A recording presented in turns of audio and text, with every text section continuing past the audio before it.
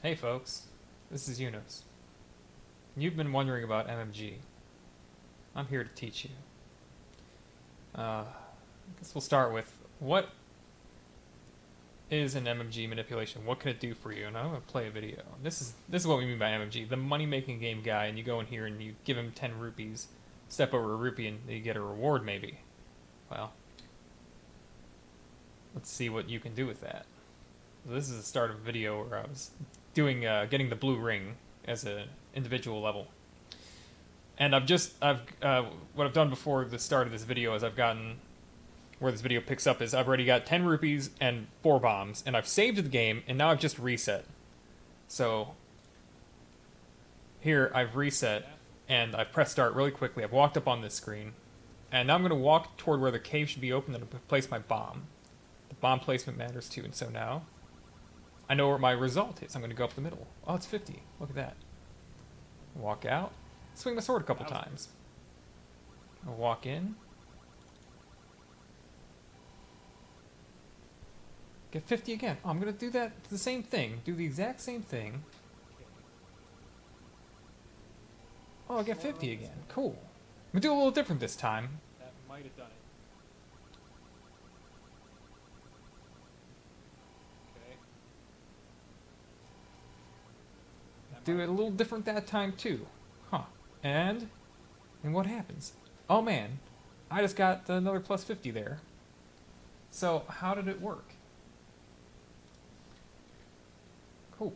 Well, what PRNG is PRNG is pseudo random number generation, and that's how random number generation works on an NES, because it's just the instruction set for the chip is limited. It doesn't have an outside source to draw random numbers from, and so the way instead that random number generation is built is there's basically just tables of numbers that it runs through, and it runs through like every frame, and a frame is a 60th of a second, and so RNG changes basically every 60th of a second, which is enough for the purposes of our limited understanding of what is going on inside of a game.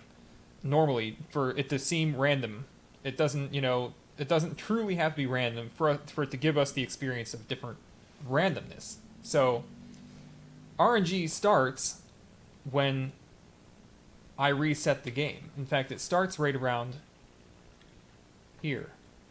So I've reset the game, and this is the title screen. The title screen will be about to appear, but I hit start so quickly that you never see it. And so RNG has started to run, and it continues to run all the time unless the game has a lag frame, which is to say that the CPU was not able to complete all the cycles for the next video frame, so it spends another 60th of a second finishing out the routines before it sends new video information to the PPU, which to us is like it's the game stays still for a 60th of a second without advancing, and in that case RNG wouldn't advance. But for the most part it doesn't matter, because lag happens the same way every time in this part of the game. So what I've done is I've pressed start quickly. You can see I like get through this screen. You only see it for a frame. This is nearly perfect start pressing, and I'm just I'm holding left, and everything's happening. I'm moving nonstop.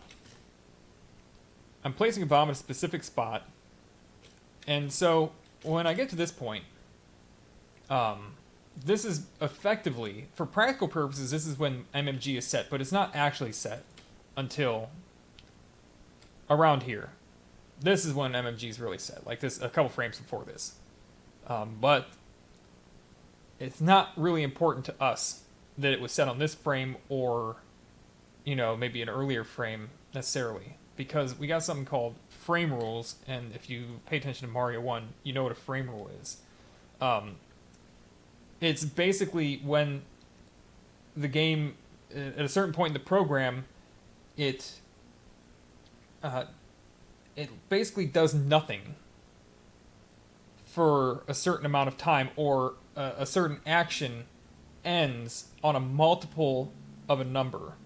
And in this case, in this game, this animation here, Link walking down the stairs, varies in length from 66 to 69 frames. Um, so it ends basically on a multiple of 4. So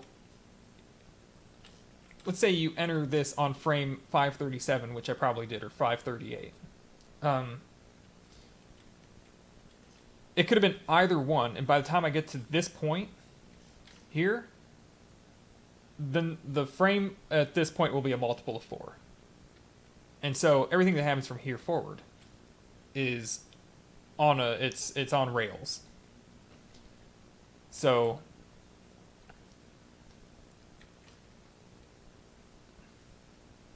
I walk and I continue. I always move when I can be. That's a perfect turnaround. And so again, we hit this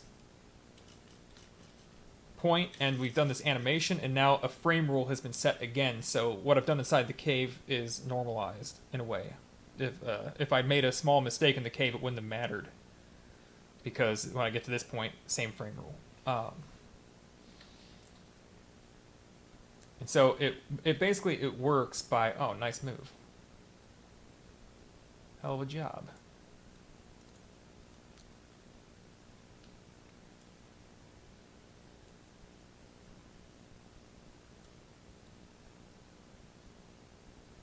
It works by basically doing the same actions over and over. So, going back to the beginning, the first actions are after, you get what you need to in order to do it route-wise. You get money, you get bombs. You hit the reset button. You save the game. That's something I don't actually have on video, is that when you, in this version of the game, when you hit save, it blinks for a second. You can't it doesn't save your data to the, the game cartridge until that has finished blinking. Then you can reset after basically the screen goes black briefly for that time. That's when you can start to hit reset. And so that's what I've done. I've saved, I've hit reset after that blinking is completed, and now the game starts again. And when you reset from any point besides the title screen, you get a black screen for about a half of a second, and then as soon as this is here, start can be pressed, and you could advance past this screen. One more frame, I think we would have started to see the title screen appear. 2 more frames would have been completely there. And then you get another quarter of a second or so before this appears. You can actually hit start on like this frame, and on this frame it accepts the input and moves you forward out of this menu. So those are the first 2 actions. Press start here, press start here. And now you go through a cutscene that is always the same amount of length, that you're out of control. And now it's time to start moving. And you're holding left before this, finishes out its cutscene, so that you start moving. You always want to be moving all the time, because we're trying to do a precise manipulation here. And if you can't really, in a practical way, let off the D-pad for a specific amount of frames in order to control manipulation. So the idea is to always be moving. And I step up here, and this changes the RNG on the next screen. If this takes 6 additional frames to walk up and then exit left. Of course, I would spend those 6 frames on the next screen anyway during the walk up. So what it does is it changes how these tektites are going to move, because every single frame you advance changes RNG, which changes how enemies are going to move. So when you get on the screen and you've entered from the high point, you get better patterns that stay out of your way most of the time. So, again, non-stop movement.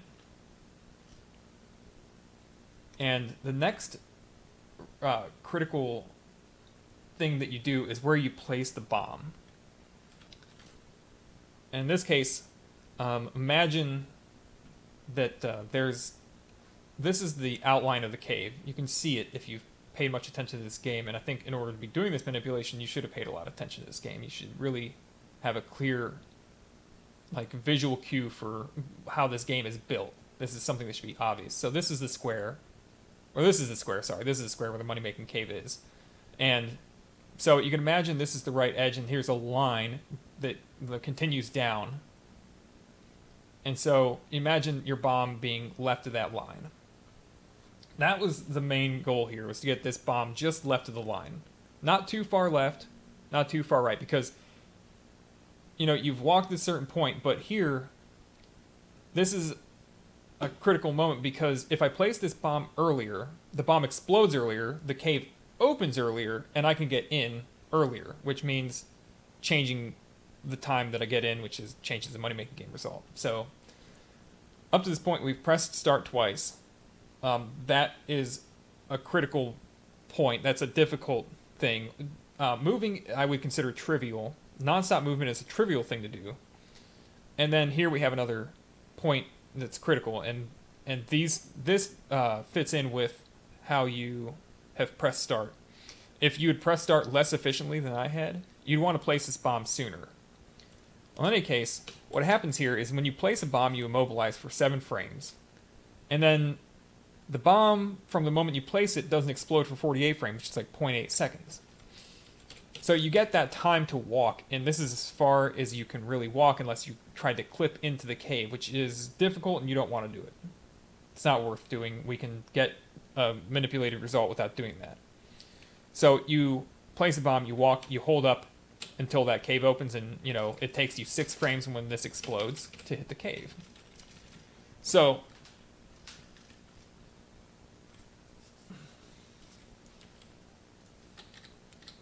another thing that you can do. Hello? Whatever. If you have a cave door open already, for whatever reason, we'll get into those reasons later. Instead of placing this bomb specifically, all you have to do is swing twice on the screen in order to set a manipulation. So that's another way to buffer off frames in order to get into this cave at a specific time. That's the goal. You want to get into this cave on a specific range of frames that gets you onto the frame rule you need to be.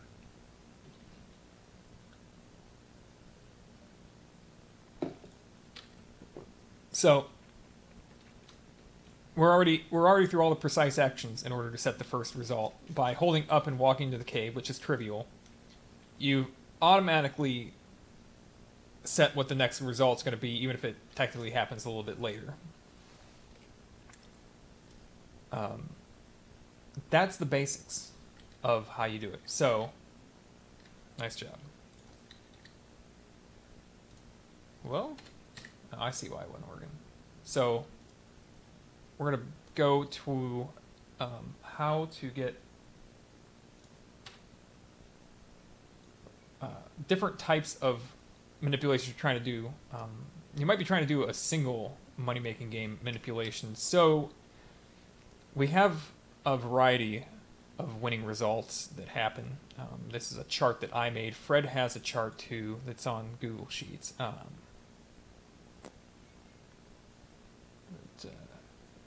To describe what's going on here is this is the result, and this is a crap load of data I collected a long time ago.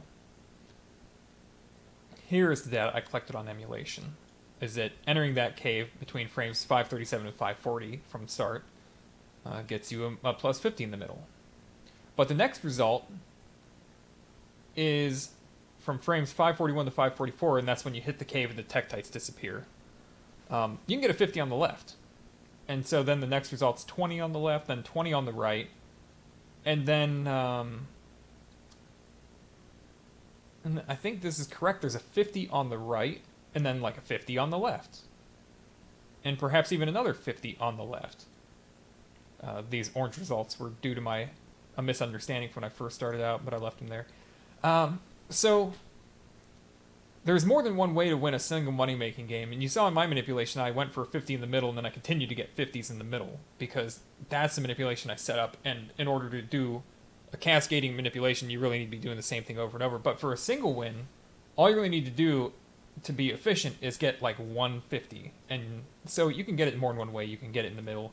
You can get it on the left by being a little bit slower, which is, in a way, it's inevitable for you to do this, because as you practice, as you first learn, you're going to be slower at pressing start, and you're going to be less accurate at pressing your B key to put the bomb where you want it. So you're going to end up with a variety of results in the beginning. And while I really recommend getting quite good and consistent at doing it in order to reset less, it is possible to learn different patterns, different sets of actions that you can repeat in order to get your first MMG. And one of the ways to do that is to read the tektite patterns. Because these tektites are going to be moving basically the same way depending on what frame you're on. Not exactly, but for the most part, it's an effective tool. Let me see if I'm not going to get into that.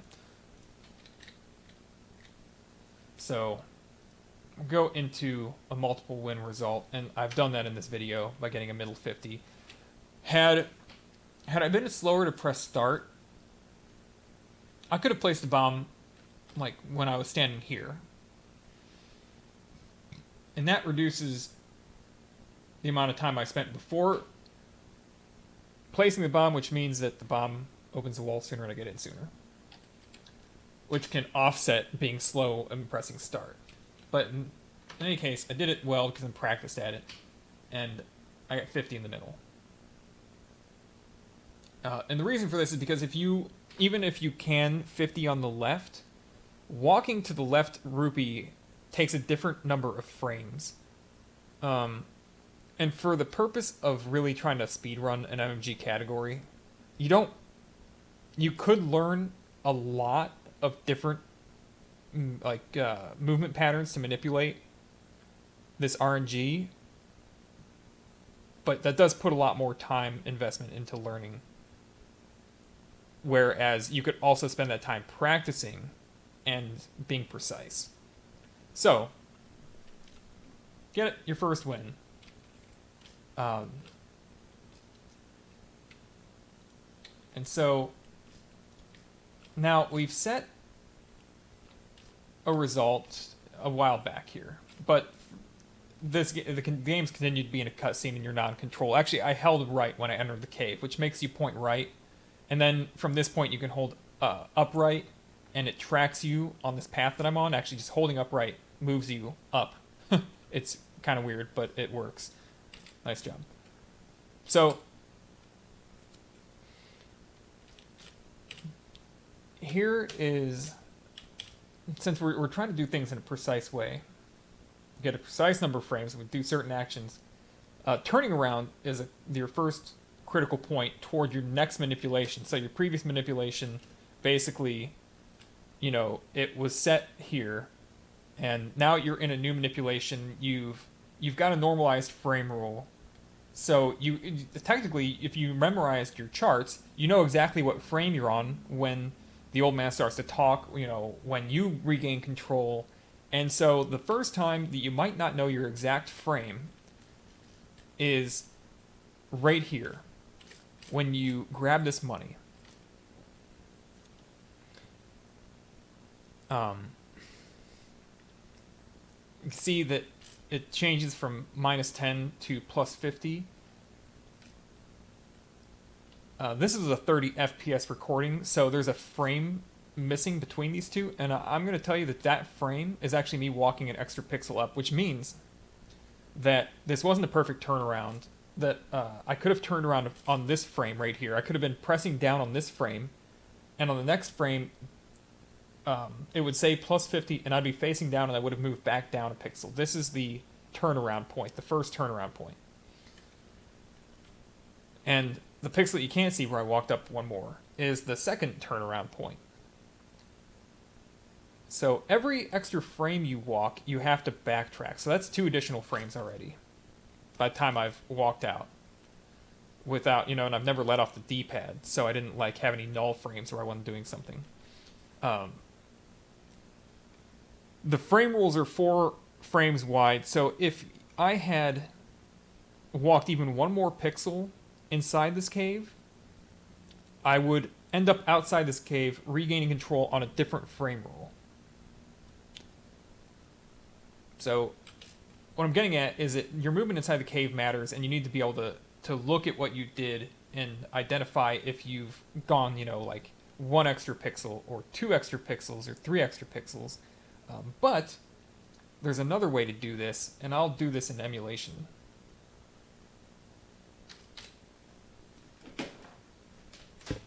Because it's kind of hard to see if you turned around accurately. I didn't know in that manipulation if I turned around perfectly or not when I did it.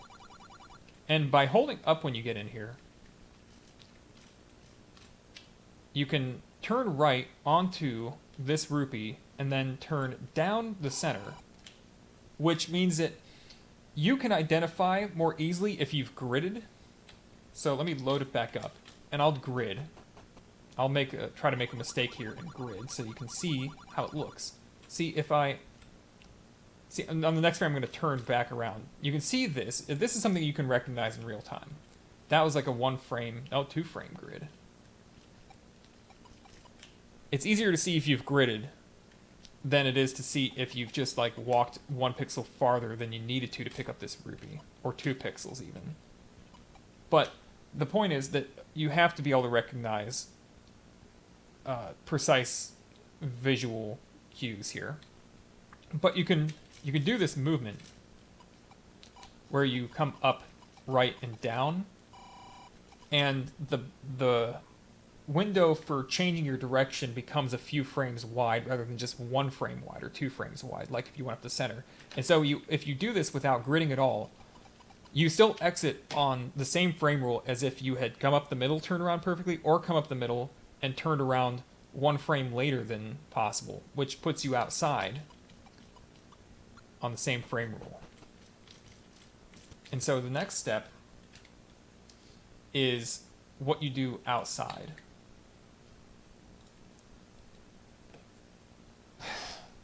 And so my manipulation outside is, after I've done a good turnaround, is I walk out this far and I start to swing my sword. And the sword lets me do a couple things. It lets me turn around without gridding or walking farther than I meant to. Once I hit the sword, I can stop for a few frames. I can look at where Link is and look at visual identifiers. And then we need a second sword because we need to burn off some more frames to get the result we want.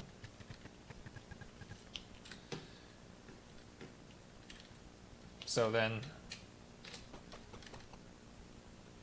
go up the middle. I don't know. Is this right? Nah, I did it wrong. Did something wrong somewhere at some point. It doesn't matter. Oh, it's probably inside the cave. Anyway. We'll go back to the video, though.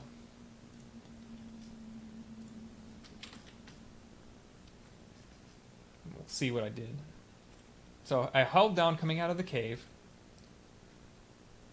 And here, you can see...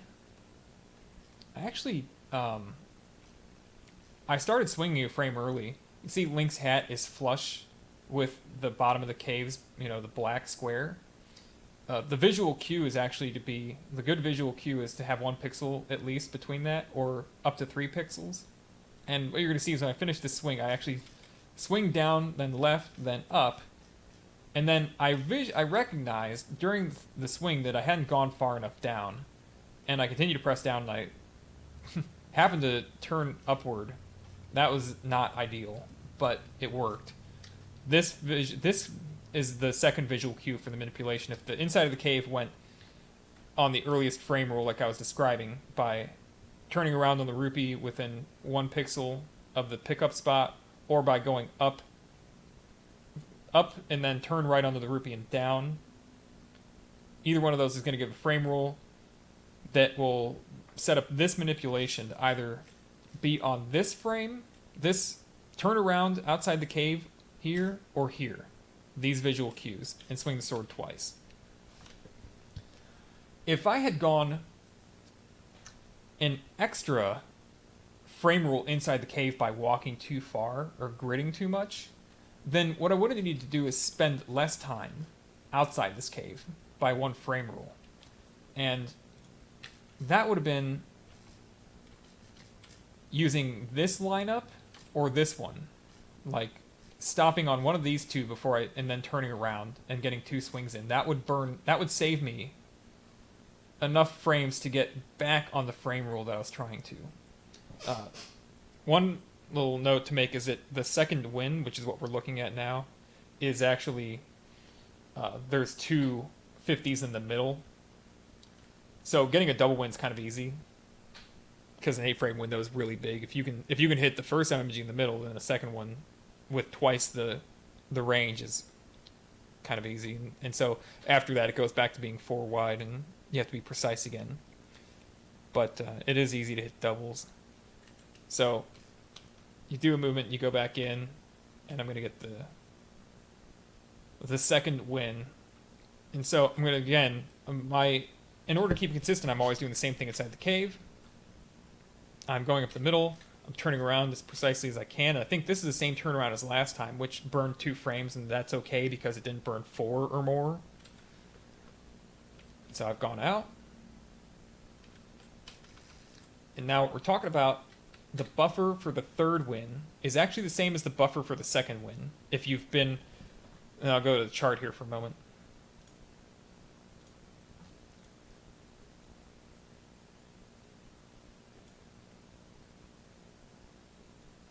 Right here, this is the second win, and there are 2 frame rules back to back that produce 10, 50, 10.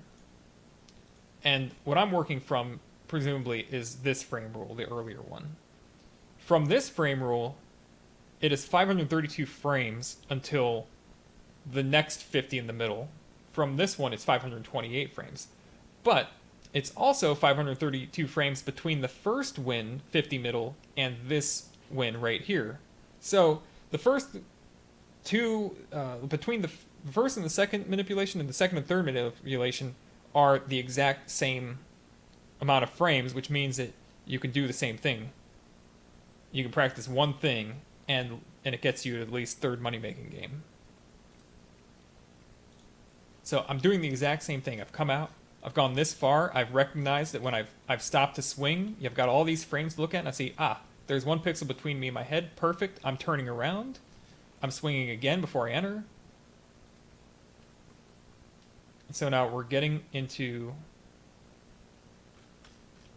I've gotten the 50 in the middle, so now we're getting into the 4th win. The 4th win has a different interval. Let me pull it up. So from frame... We'll look at frame... the multiple frame here is 1670. That's actually not a multiple 4, but it's multiple 4, 2 remainder. 1670 to the next 50 win that I'm looking for, which is right here. 528 frames between these two. So what is that? That's basically walking 2 fewer pixels outside of the cave. You do the same thing inside the cave, walk 2 fewer outside the cave. And here, I saw that I hadn't gone out far enough. So the visual cues I'm looking for would be 1 pixel farther down, or Link's hat flush against the top of the cave. And, which not necessarily something I advise, but I just stood still and swung again. You can see on these frames here, I could have been moving on this frame and this frame, but I didn't. And here I've swung again. So that was basically the equivalent of having walked down 2 more frames and then back up. Or 1 frame down, 1 frame down. Either way, I needed to buffer off some time, and I didn't want to hold down and miss the swing. I'd rather know that my capabilities of re-swinging a sword at a stationary point are very, very accurate. So I did that instead.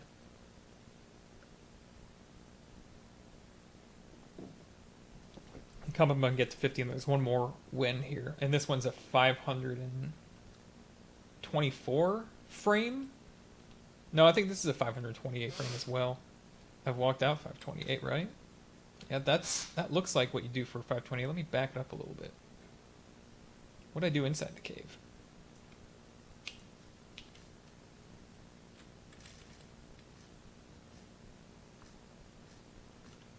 Yeah, okay, so I think I overwalked the cave. I don't know, let me pull up the chart.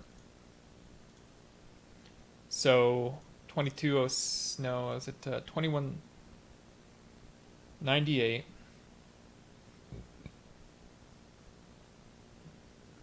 Yeah, it should have been a 524. Oh, I think I got this one, didn't I? No, I didn't. Wait a minute. This is...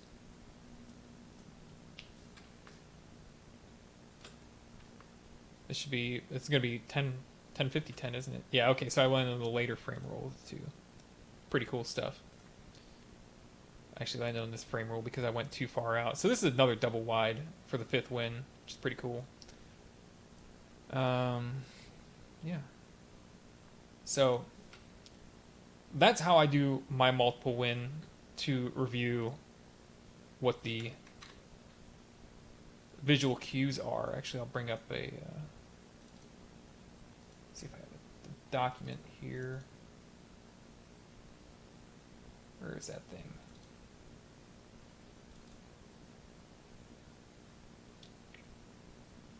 I don't know. I don't have it. We'll just use the video then.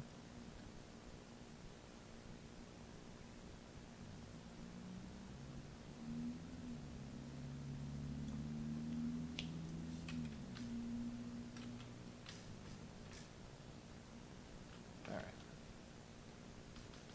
So when you're facing up or down, not left or right, this 3 pixels between Link's hat and the bottom of the cave, or 1 pixel between the two, those are subsequent frames, just not subsequent pixels, because Link occasionally moves 2 pixels per frame.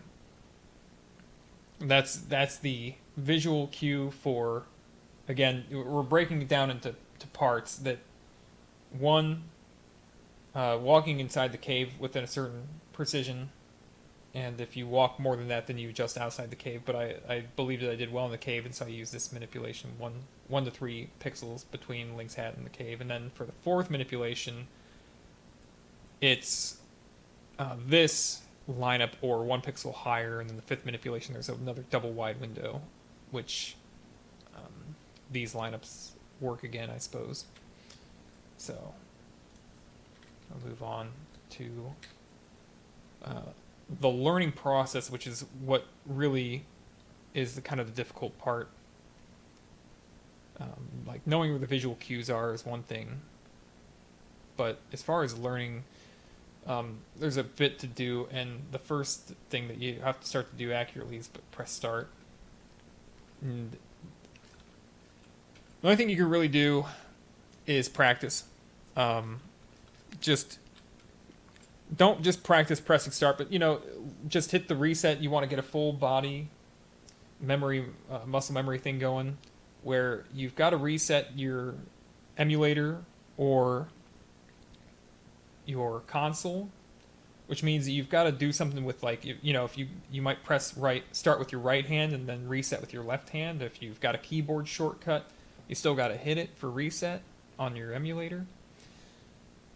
So you need to do the same thing. You need to find something, one, that's comfortable for you to do, given the constraints, like where your console is or where your keyboard is related to the screen and your hands. You need to, if it's the left hand that you reset with, then you need to press start with the right hand. You just need to make it so you're not doing too many things. And then you need to consistently practice that way. You need to, find it, if it doesn't turn out to be comfortable, then you need to change it. But whatever you decide on, you have to do it regularly. And so what I do is I reset with my left hand and I press start with the right. I'm holding the entire controller with my right hand, so I'm pressing start with my right thumb. And so when you start, you practice and you just press start through these screens, and you don't just keep going, even if you didn't get a good start, unless it was really bad and you just flat out missed, and go ahead, you can figure out how to practice best for yourself. But I recommend going through the whole motion. And here on this screen, I don't do it, but you can use diagonals. You can be holding up and left when you enter this screen, and Link will automatically track across these mountains. And I'll show it on the...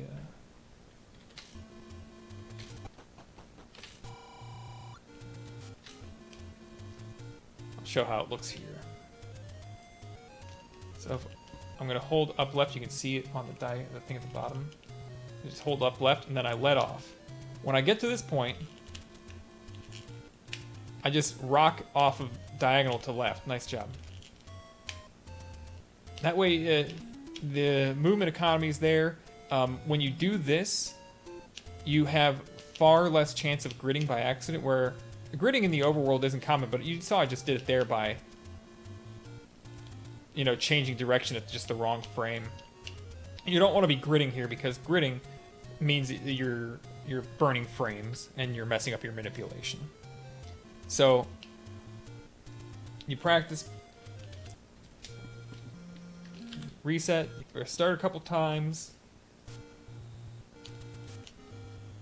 Get in here, you hold direction, you place your bomb, and you hold up and you go into the cave. And that's it. And then you get a result. You don't have any money. I don't even have any money.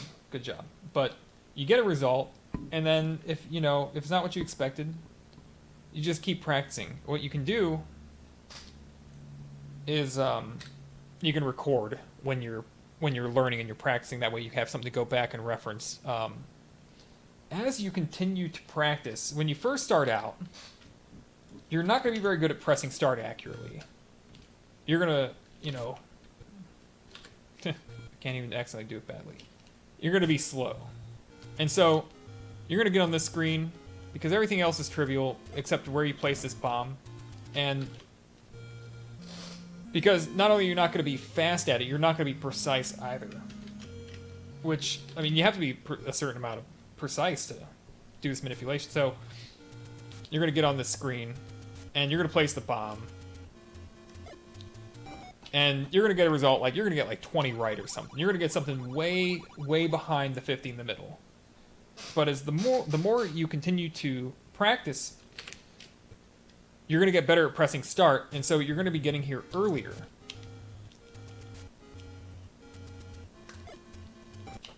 And now, where you're placing the bomb in the same place as before, but now you're getting a different result because you've pressed start better. And this is a process that can be a little bit annoying, because you don't get the result you expect, and then as you start to get better, you might second guess yourself entering the cave, which I gotta say, based on my experience learning it, don't second guess yourself. Just do something consistent. If you placed a bomb in a certain spot, do the result based on where you placed your bomb. Because it's not easy to always recognize how well you press start. So, it's kind of an annoying, like, growing pains type of phase, where you get better and better, and eventually you get precise enough that when you place the bomb in the same place all the time, you're always getting the same result.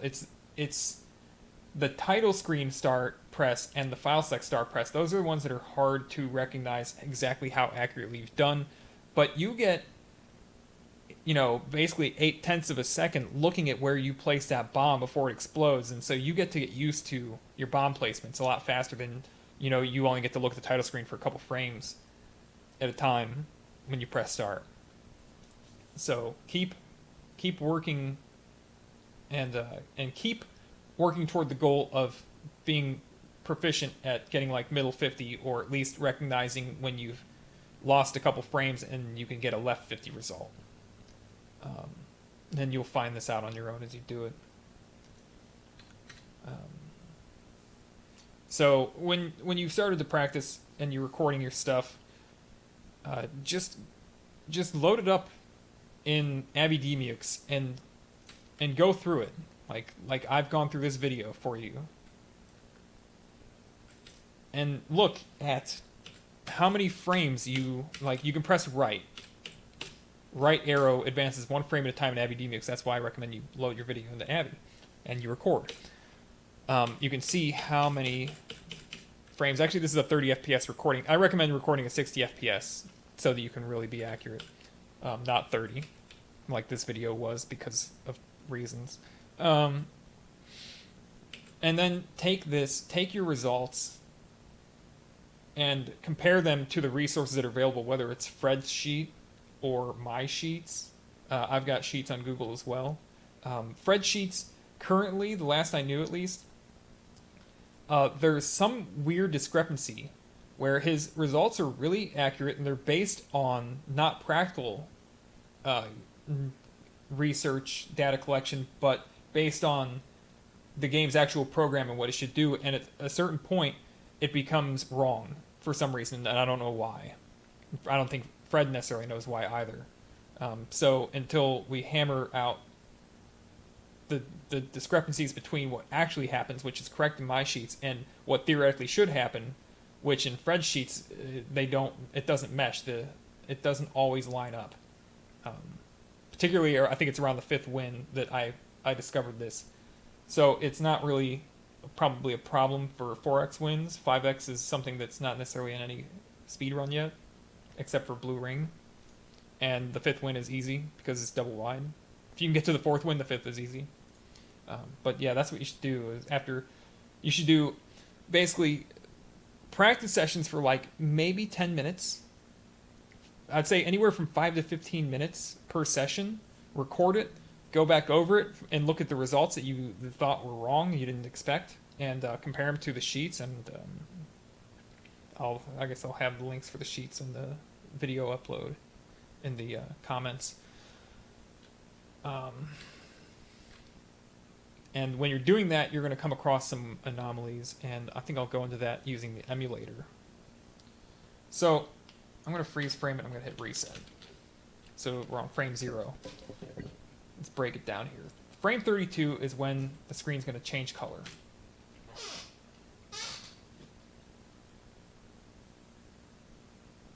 This is the first frame you can input start, and your input will be accepted and advance you through the title screen on the next frame. But all the frames leading up to this were black. This screen, with this color and how it fills the screen, is actually a background color layer. And for most of Zelda, that background color is black. The HUD is black. The HUD is the background layer. Tiles might have transparencies that create black as the effect because black is the background layer. I don't know that they use it. They didn't use a lot of color in this game that they could have, I think. So when you reset from here, the background color is black, and it doesn't change that color. The color is not initiated until this frame. This is the frame that initiates color. If I reset from this frame, which I'm going to do right now,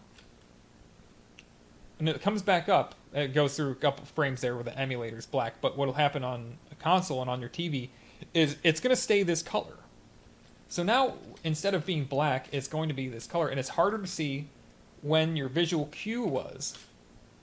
This is the frame that you can press start, but you can't tell it from the other 30 frames that just came before it because they were all the same color. They all look the same.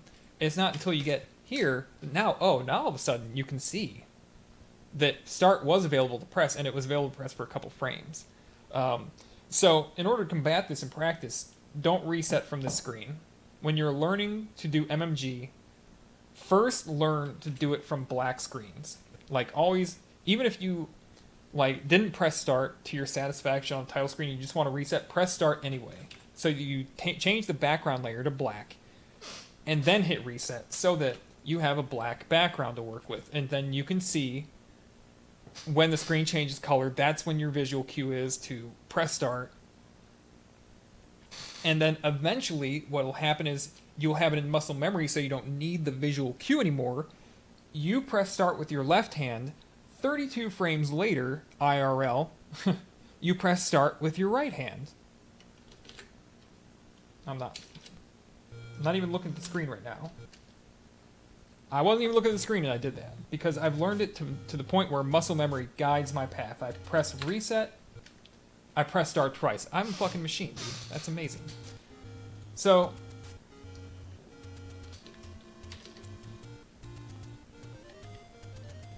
that is one thing to look out for. What's another? I think there's another one. Oh, right. We were talking about tech type patterns earlier, and I kind of skipped over a little bit because tech type patterns aren't absolute. Now, I'm going to pause it and I'm going to restart. Hello? I'm not. I should pee, baby. Okay. So I'm going to press start on the first possible frame. Here. I'm on PRG 1. PRG 0 is a frame faster. Because on PRG 0 you can press start on frame 48, but on PRG 1 it's not until frame 49 that it'll accept it. So I'm going to hold left and I'm going to walk up as I normally would. And so the first frame when I get here, it's like 256, but we're going to wait until the tektites load. We're going to get those tektite clouds up, which happens on 363. No, on PRG 0 it happened on 363, and on this it's 364. So in PRG 1, there's only one path to get these tektites to spawn, their clouds to spawn on 364. If you're a PRG 0, we'd be saying 363. There's more than one way to get tektites to spawn on frame 365.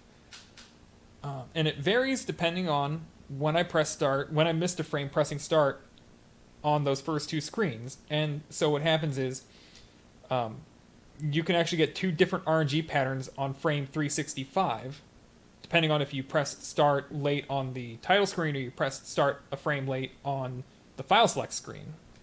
And it continues to build that way. There's only a few ways that you can, per frame, that you can vary how you get there if you've held left. Nevertheless, the tektite pattern alone isn't absolutely precise. It's only to be used as ultimately a backup to know what's happened. So let's look at what the first frame pattern is real quick.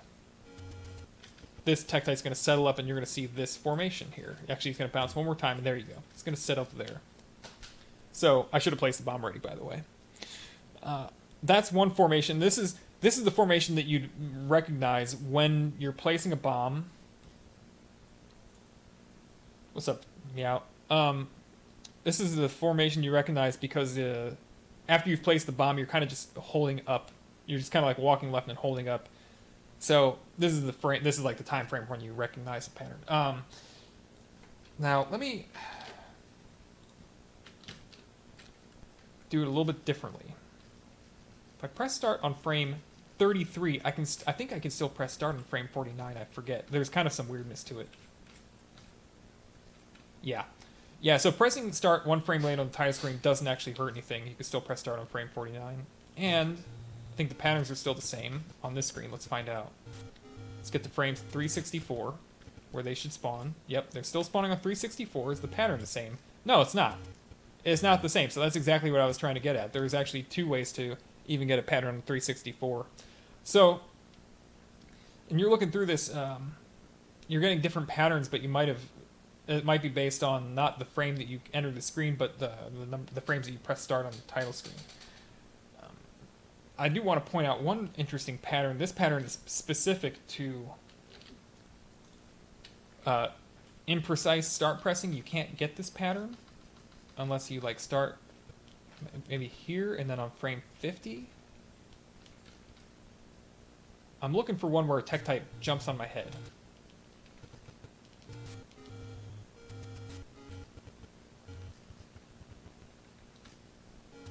Here it is. This is it. And you won't get this if you do perfect title screen. You'll never see this pattern I discovered. You have to miss your start press on the title screen by 2 frames. And maybe there's another way to get it. But this is a funny one. This is when I was saying before how when you go up on the first screen, the start screen at the Woodsword Cave, you go up to set patterns on the screen that don't bother you. And if you've pressed start correctly, you, in fact, will only get one pattern that you'll ever get touched. And this is it. So here I'm getting into the point where I should be placing this bomb. I'm going to place it now. So that's a good bomb placement. It's left of the imaginary outline of the cave. The line that proceeds down from like here. If you imagine the line moving down from this right edge of the cave, the bomb is on the left side of it mostly. I'm going to get pushed left here. You can see I've been damaged, and now I'm going to get pushed left. This is good. This is one thing, like one pattern that you really want to get used to having and practice it when you see it, to place that bomb. Don't ever let the tektites stop you from placing your bomb. Always place your bomb where it needs to be. And that tektite hits you, it's fine. You can get back to the cave long before the bomb explodes, and you can still get a 50 in the middle. But as far as like tektite patterns, you continue to have slower start presses on the title screen, you're going to see more and more patterns. you should practice them. I'm not going to go into what every single one is, but like you can recognize if like there are two tektites in the top left corner, you might be a bit slow and your 50 might be on the left. If when you place this bomb that I just did, and a tektite is sitting just left, like right here, and that tektite gets blown up by your bomb, that might be your cue to go left 50. But that's not an absolute. It's possible to blow them up and still get a middle 50. So that's why I say to be cautious of using a tektite read to change your results, and you should be confident that what you've done, like the actions that you've taken, are going to lead to a certain result, rather than trusting the tektites to tell you what your result is. They're kind of a cross-reference point to use as a second reference point, not a primary. So those are kind of the weird things that can happen. So just practice, and let me say a couple things more about how muscle memory works. Practicing for more than 15 minutes is not really going to do anything for your muscle memory. 15-minute sessions, your muscle memory isn't going to start to build. You're not going to learn and be able to replicate through muscle memory for like a night, like 2 periods of rest, sleep. That's when your muscle memory is going to like build new pathways in your brain. So practice for 10 or 15 minutes. Don't overdo it. It's not going to do you any good. Analyze a little bit if you want, and then rest and just do something else. You're not going to learn money making game all in one day. Not effectively, anyway. So pace yourself a little bit. Don't expect it all happen at once. It'll happen over a course of days of practice, light practice, not heavy practice. So now we talk about how you learn it. Now it is a question of how you apply it to routing and other variations. Sometimes, like in Second Quest 100%, you need a ton of money, and recent route ideas that Saver had that I went over could include doing 8 total MMG wins, which you could do either through like 4 doubles or 2 quads, or you could do a 5x and a 3x, but I wouldn't see the benefit of that necessarily, unless you recognize on like your first time that you had to bail out after the 3rd win because you messed up, and you're like, okay, I'm not going to get a 50 in the middle, so screw it, I'm out. And in Second Quest 100%, you actually have 2 opportunities to come by the cave. You have to, get your money, then you have to shop, and then you have to get your money again.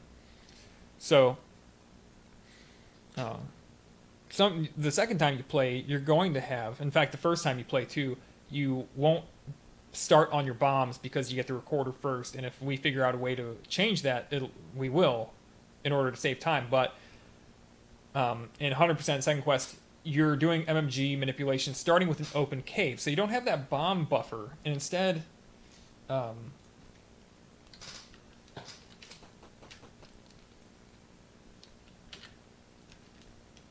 what you're doing is you're starting,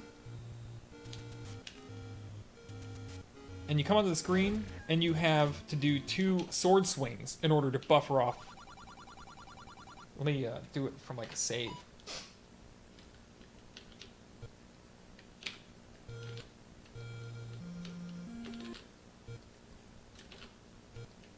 There we go. So, open cave MMG is actually a little bit easier because you can walk differently. You can like walk all the way up to that spot, and then you can hold diagonal. And then you just do 2 swings and you come in here, and this would be a win. I guarantee it. I guarantee that's a win. But that's it. Like 2 swings replaces that bomb placement explosion time for a open cave manipulation. And there are other categories where you might have an open cave manipulation, like if you did extreme. But in extreme, you can't swing a sword on the overworld because you don't have one. If you save and reset, you'll probably be on a wand. But swinging your wand on the overworld is dangerous because you're not allowed to kill enemies on the overworld. It's pacifist overworld category. So it can be hard to use those buffers, but nevertheless, it's a possibility. For swordless, or I guess to the same extent extreme, but again the same caution goes out. You don't have a sword to do those outside the multiple wind buffers. Um, Instead, you've got to burn off frames through extra movement. And there are ways to do that. There's more than one, and you can come up with your own as well. And here, this manipulation, I'm walking much farther than I need to pick up this money. I'm going to walk all the way to the top, then right, then down through the center. This burns 24 additional frames. And so normally when you come outside of this cave, like when you've got a sword and you're doing the manipulation for the, the 2x win and the 3x win, we're walking out of the cave 17 or 18 frames. Not 17 or 18, 13 or 14 frames. Swinging the sword twice, 13 frames apiece. So let's say we went 13, 13, 13, we're up to 39 frames. And then you've got to backtrack and walk in, which is the same distance you walked out, 13 frames. You got a 52 frame buffer. Or a 54 frame if you went 14 frames out and you put 3 pixels between the top of Link's hat and the bottom of this black square. Now I've done 24 extra frames inside the cave. So I should do something like 28 frames in order to get up to that 52. So I've got to go at least 14 frames out. Remember, you got to walk back every frame that you go out. So 14 frames looks like this. It's the 3 pixel movement, and also because we have the frame rule, is 4 frames wide, you can walk an additional pixel. You can walk out 15 frames and back in. So I think I have. There we go. So you can do either of those. That's one way to manipulate a swordless multiple win in a reliable way. Another way to do it is to continue to do the shortest frame rule path, which can be this, where you walk up, right, down without doing any accidental gridding. Or you hold right entering, then you hold up right. And then you try to turn around within a 2 frame range here. That's a perfect turnaround there. I could have gone 1 pixel farther, 1 frame farther. And still left on the same frame rule. And so now I still got to burn 52 frames outside of this cave. So that means I need to go down 26. And so what does 26 frames look like? Well, it takes 12 frames to walk 1 square. You can see now I've walked 12 frames out of this cave. Link's top of his hat is against the bottom of this cave. These squares are 16 pixels wide, 16 pixels tall. So I needed to go out. Oh, a hummingbird. Oh shit, son. My hummingbird. Excuse me. Oh, it's gone. Probably scared it. Damn. Anyway. Hummingbird time is over. I need to go out 52 frames, which means I need to go 26 down and 26 back. So I've gone 12 so far. Another square. You can see there's a block. So you can look at visual cues on the screen. The game's aligned in a grid. Things are placed on a grid. And at 16 pixel intervals. So another 16 pixels is to line up with this rock here. I guess I'm about lined up with it. And that's still only 24 frames if I'm perfectly aligned. We need to go a couple more. That is enough right there. So you actually have to kind of like walk a little farther than the block, which I don't like this visual cue because it's such a long distance. From a muscle memory, from a point of view of like looking at muscle memory, having to walk farther, from my experience, makes it more difficult. To have the longer of an interval between changing an action makes it more difficult to replicate. Of course, it's very difficult to change every single frame as well, but I think when you talk about like, changing, like pressing down for 12 frames and then pressing up for 12 frames is easier than pressing down for like 24 frames and then up. You're increasing this space between changing actions. So I don't like this manipulation. And also the visual cue is not very good because you have to look a longer distance from where you are to where your alignment check is. And sometimes, you know, if you talk to like, or listen to gamer talk about like tunnel vision, where you stop paying attention to all your surroundings and you gotta like get honed in on just like one spot on the screen. Tunnel vision's not necessarily a bad thing, and in this case, you want to be focused on one thing, and that's your movement. Now, with this manipulation, you can't be quite as honed in. You can't tunnel quite so hard on Link. You have to be looking off to his right. But you still need to know where Link is. You have to know where Link is. You have to know when to turn around if to use it using a visual cue that's farther away from Link. That's why I don't like this manipulation.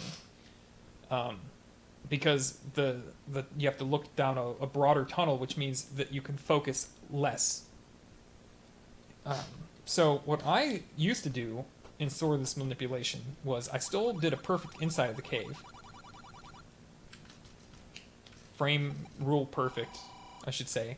And instead of walking down, I would walk left, because I can keep my visual cues closer together. Oh, gridded. But gridding there is actually fine. So we walked down an extra square. You can also walk left an extra square, or right an extra square. And this is just the same number, like it's the same building blocks of the game. It's still 12 frames to, you know, walk this far left, and then 12 frames to turn around. One difference is that you do a pump here and save a frame, but that doesn't really matter very much. I like it because the visual cues closer together. And, you know, when they drew this game, I kind of would criticize how the tiles line up because they don't look very pretty. But it does have the good effect of showing where the outlines of caves are so that you can explore the game in a meaningful way. You can go, okay, I can see that this game's built of squares. These caves are squares. And so this bomb covers a certain number of squares if I place it in a certain spot, etc., etc. Or you can use that same thing to visually, like, appraise how much you've walked and try to line yourself up with these squares. So there's a few ways, and I would say that you can come up with your own way that makes sense to you by understanding that one square takes 12 frames to cross, that every distance you walk away from your next destination, the cave again, because that's what you're doing, you're leaving the cave and you're re-entering it, you've got to backtrack. So you walk out 12 frames, you got to walk back 12 frames. It's 24. You just double every frame you walk out. And inside the cave, it's the same way, but you can't see, there's not like a good visual cue inside the cave. Instead, what happens inside the cave is just knowing that you could turn right here for the perfect lineup. Well, you can also walk up, this is one more square. That's how you know it burns 24 frames without having to see it in an emulator.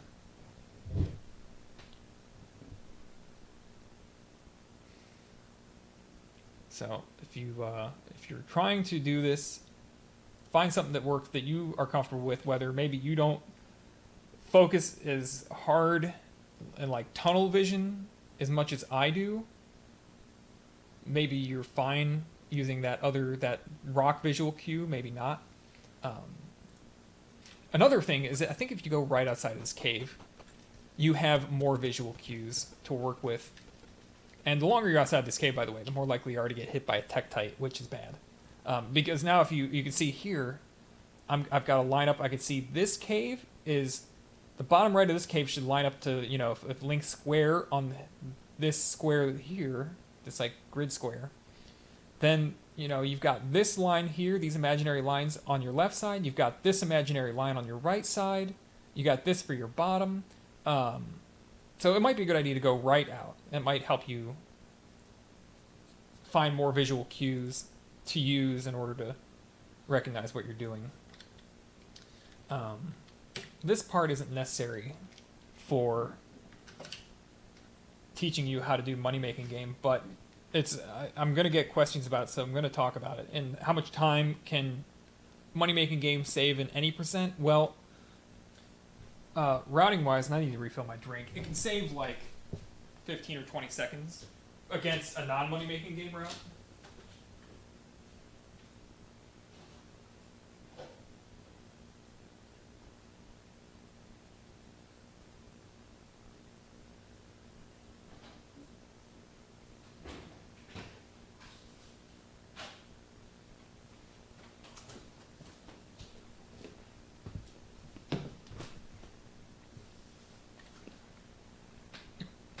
And all I'm really going to say about how much time it saves and whether you decide to use it, you should recognize that you should, one, understand what your goals are in this game, time-wise, as far as like getting to a certain PB, if it's like sub 29 or sub 28 in any percent, or sub 30. You should understand that based on what your goals are, you might not want to do money-making game at all. That if you learned a different route, a route that you're comfortable with, it's going to take you a long time to save those theoretical 20 seconds that you might save with an MMG route. A long time. When I switched to any percent in 2016, the beginning of 2016, I already had a 29... 41 in no open A, and I basically barely played the game in December. Like, I got it. I might have gotten that time in early December, but I sub 30 like in early November. I cut back my Zelda one quite a bit. I've dropped my time 2 more times at least, maybe 3, and then in 2016 I was like, I'm going to run any percent because I have new routing ideas that I want to try. And it took me all of January running any percent before I even got a sub 29, which is basically like getting back to a 28.55 in any percent is not as good of a run probably as a 29.41 in no open A. So and after a month of playing, I was still not caught up with getting used to a new route. I wasn't getting the times out of it, the theoretical time saves. So, yeah, there are theoretical time saves, and there are things that are going to mitigate those. And that's stuff like that you need on these routes. You have to get a certain number of rupees to play the money-making game. And every second that you spend getting those rupees is just time you're losing.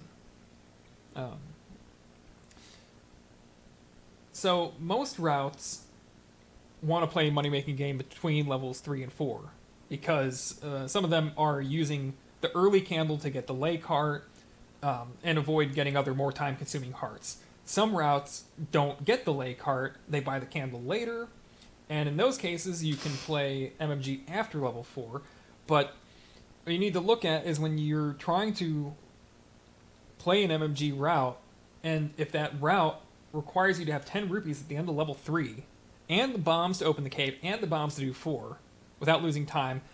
Also note that you're going to up an A and be 3 hearts out of 4 in an any percent, or 100% route, not in low percent because you wouldn't pick up a heart. That also loses you time. And so you're going to lose time in level 3, you're going to lose time in level 4. So the theoretical time saves need to be offset by what happens in practice. So that's what I'm getting at is that you should consider the routes available, and I've parsed out like 20-something routes recently for any percent money-making game routes, and really what makes one route better than another is just how many times you can get out of level 3 with 10 rupees, or I should say get to the money-making game, because some of the routes don't need 10 out of 3. And if you're used to getting out of level 3 at 212 without a money-making game route, and then you're switched to an MMG route, now you're getting 222s because you don't get the rupees, or those are the times you're getting when you actually do get the rupees, well, you're losing 10 seconds of theoretical time save already. So those are things to look out for in running an MMG route. and this is the bonus content where I'm going to talk about how we got to, like, what's been done in MMG before. When I started the research, it was in 2016, and I looked up different resources, and GameFAQs had, I think, a thread where somebody had done like 1,000 plays of MMG, and they tabulated the results, and the results were basically saying, yeah, it's about even. You know, I got like 17% in the middle, 17% on the left, like 15% on the right, or whatever. So that had been tabulated a long time ago, and somebody put a lot of time into that. The tasks, and maybe some research into the tasks, or some of that research was also put in like the task videos websites forum, like Z1 forum thread or whatever. There's some information there too. So the information's been out there. But as far as a manipulation, the task didn't need a manipulation because the task just can, burn frames here and there. A task might be re-recorded 100,000 times. Like, you might make 100,000 little tiny changes before it gets to the end result. It doesn't have to do anything practical to get a result at the same time. It doesn't have to save the game and reset. So... yeah, the task had MMG, and then later on the task doesn't have MMG anymore for any percent. But at the end of 2015, 2015 is a really competitive year for Z1. You had the tournament, you had the first sub 30, and then toward the end of the year, the first sub 29 push. And also you had more people getting sub 30s later in the year. You had like Cantaloupe got the second sub 30. Darkwing got the third, I got the fourth, and then Saber got the fifth. And so one of the things in the middle of 2015 was like the World Wrap. That Cantaloupe brought the World Wrap to first quest. It already existed for second quest, and somehow was overlooked by everybody. I didn't pay attention to second quest at that point in time. I was busy routing like 2 first red candle and shit with BT, and like 2 first early recorder with Saber. But Cantaloupe had an idea. He's like, what about money-making game? Like, could I money-making game? And in order to do it in, like, NoPNA, you've got to go to the screen east of level 3. And because we can't up an A back to start, in 100%, there used to be a thing where we'd scroll off the top of the screen at the bottom, in the bottom left corner, in order to return to start. And we don't do that anymore, but you can do it on this screen too. So his idea was to, after level 3, get your 10 rupees, get your bombs, come here, do this, get warped back to start, and then just go play the frickin' money-making game randomly and hope to get a plus 50 middle. Another thing you could do, if you did this, is you get the 30 above this. There's a 30 in the screen above this. But so Cantaloupe had this idea, and in order to try to get an advantage, he was competitive. He wanted to get the world record, and so he had this idea, money-making game. And but the problem is that we already reset this game a ton. There's also that lag from when you change routes to when to like catching up to what you already could do on a different route, even if the route was worse, efficiency wise. So that route really didn't catch on for RTA because it was just a drag, like losing, not getting out of, you have to get out of 3 with 10 rupees, which increases your resets in level 3 by a lot. You've got to do a screen scroll off the top of the screen into the bottom, which on many TVs you can't even see. I would have to look at capture to do that back in 2015. I only recently changed my TV's service mode, and in my service mode I made the bottom appear. I made it visible, so I can actually do it on my TV. But that's a problem with that. And then also you've got the fact that you only win 1 in 6 times, basically, which is true. The PRNG spread makes it so that out of 256 results, there are 86 wins in the middle, 86 wins left, and 84 wins on the right. And half of those are for 50 only. So 1 out of 6 times, just barely over, you actually win middle. So you reset a ton. So given that in mind, that some pretty big milestones were hit, and I was like, man, I like this MMG idea. Saver during I guess probably in December of 2015 also, he started tabulating a bunch of routes to figure out which ones were faster, to see if any of them were significantly faster. And he also included money-making game routes that, based on Cantaloupe's idea to scroll on that screen. And then he actually looked at 2 money-making game routes where, one, you'd go through the Deadwoods and get the 100 secret there, or another where you'd go through the Greenwood at some point and get the 100 secret there. And so, one of those is way faster than the other. But that's what Saber done. Then in early 2016, he released those charts at the same time as he, had his White Sword sub 30 and whatever. So he had all those routing charts, and so I was like, I wanted to bring some things back into the game. I was like, any percent. I wanted to, see about bringing. I was inspired by the task for one thing, and I wanted to bring in damage boosts. I wanted to up an A. In order to, for one thing, instead of having to deal with that dumb screen scroll to warp back to start, I was like, let me just up an A back to start, and let's just play a different category. That's fine. And so after playing it, I wasn't doing a manipulation yet, and I was obviously still throwing away 5/6 of my runs by doing it that way. And then I decided, I don't even know how I got the idea, but I think it was probably based on tasks as well. And I thought, you know what? I guess Zelda 2, when you start Zelda 2, you try to get that P-Bag in Magic Cave, and that's a PRNG manipulation as well. But that game's RNG starts when you actually start playing the game, and this game starts, I figured out, when you reset. I didn't know. I had to do a bunch of research, and so I started collecting data. I realized okay, so RNG starts when the title screen comes on. I just started basically recording I got a save file with money and bombs, and I just started recording, and I just went for it. I just bombed that hole, got in it, and just kept doing it over and over and over on on a recording. Then I'd play the recording back, and I have a video like this where it'd be okay, let's find that start frame. Just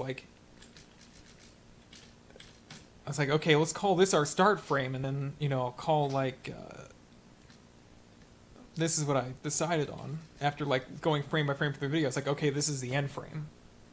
Turned out I was technically not correct, because this is the frame there where Money Making Game is actually set, but it's always 33 frames after that black frame. So I collected a bunch of data, and then I figured out, through practice, at the same time I was getting practice, I was recording the results, I was collecting data from those, putting them into a table, and then trying to figure out, okay,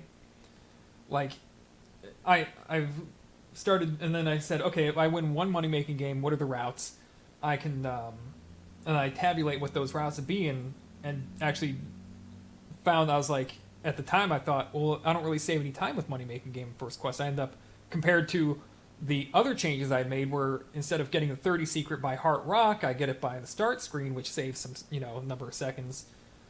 I was well, now that I can do that, the money making game doesn't seem to save any time at all. I was wrong, because I'd forgotten to. Well, I was still getting a 30 secret as well, an additional 30 secret with the money making game. So the MMG was just replacing 130 later in the game instead. Because if you do a money-making game route, you've still got to pick up 50 loose rupees. If you're buying a blue candle, you got to pick up 50 loose rupees in order to get to your 140 for the arrows and the meat.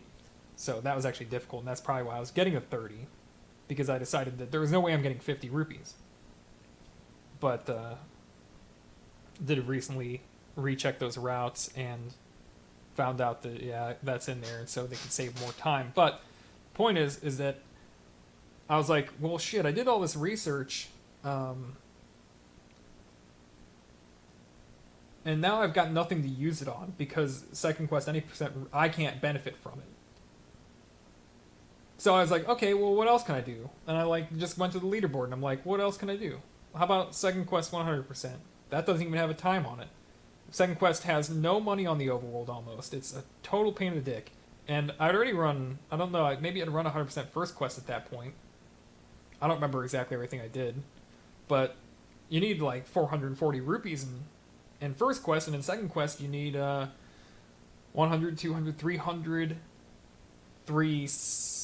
You don't need 360, you need 380, 380, and 480. I think you need 480 because you can't pay hearts till the muggers.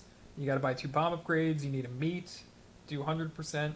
So that drove me. I was like, okay, let's see about winning multiple times. And so I was collecting more data, and I was like, okay, so let's try to find something I can buffer, something I can reliably do every single time. So I already knew how to get into the cave first time with a middle 50. And I was like, okay, well, what if I walk out of the cave and just walk back in? Like, I don't want to try to pirouette because those aren't, I'm not 100% at those. So I'll just walk out a certain distance and walk back in. And I was like, okay, well, there's nothing there. And I'd walk a little bit more and walk back in. And okay, you know, that's still a lose. And I'd keep doing it. And then I'd add in like a sword swing. And I was like, okay, and I add in 2 sword swings. And bam, there it was, 50. Got it. And then I was like, okay, so what if I add in 2, you know, do the exact same thing again? Bam, I did it and I got 50 again. And so I kept building results based on that, just like doing different things. Like I found like double 50s in the middle, and I was like, why even learn anything else, man? I've got a manipulation that's beautiful. And so that's how we got to like 4x MMGs through that. And then, you know, like Blue Ring IL was just kind of like a joke, but it's fun. And then so we got like 5x, but that's like the practical limit because you have a rupee cap. But I mean, that's basically how it went. So like, I guess some of the other things that changed it, like in 2016, you know, I did 80% for a month. It was kind of a bust. The MMG research initially was a bust until I figured out that I could win multiple times morning. And so I decided that I was going to route second quest 100% using the fact that I can win multiple times in a row. And then, okay, so I did that, and I was like, no, what else can I do? And I was like, go back to looking at any percent first quest to, because one of the things still, even with the manipulation, was like the throughput on level 3 is not getting the 10 rupees, and still didn't get anywhere, and I think I probably played some No Up and A for a bit, and then in April or May, I discovered the prototype, the FDS prototype version of the game where, like a lot of things are different. The prototype, like your consecutive counts are 6 counts. The magical sword can be picked up with like 8 rupees. The random drops from enemies include a lot more fibers, so there's like a ton more money. And so I thought about it, like, man, I don't need to get any secrets in this quest, I think, or I can get like 1 secret, and I can do this version of the game, which that in turn led me to think of something Saber had thought of for the 2015 tournament, and that was going top route in 3, where there's bomb up in that bat chute. So, having recalled, like, you know, what Saber had thought of, I thought, okay, why don't I try that in this thing? Because 1, I'm up-Aing, so I don't have to spend that extra key on the way back, and 2, it's more rupees. And so that's how we ended up with top route, was this like sequence of MMG fail, do another category. Okay, I'm going to do another category because I haven't figured out how to make MMG work, and then I've like figured out how to make top route work in a category from, you know, Saber's 2015 tournament idea. Bam! Now we're back to being able to get 10 rupees in level 3 in the regular, like an NES first quest or Famicom first quest. And so, yeah, it was a trip. A lot came out of this, and now we got a ton of routes, and probably see some significant improvement come out of it. So yeah, that's your history lesson on MMG. Good job. So yeah, what you can do now is you can go out there and practice, but also you can share with other people what you've learned. Try to find something that works. You know, I don't know everything. Try to find things that work for you, and talk to other people and see what they've got. Like Shicksaw. Shicksaw's done a lot of time learning MMG. And Rue, too, I think has some MMG manipulations for his own for how he does MMG and Swordless. But yeah, just go out in there and try to grow the knowledge. And that's an hour 25 minutes. That's way too long. But thanks.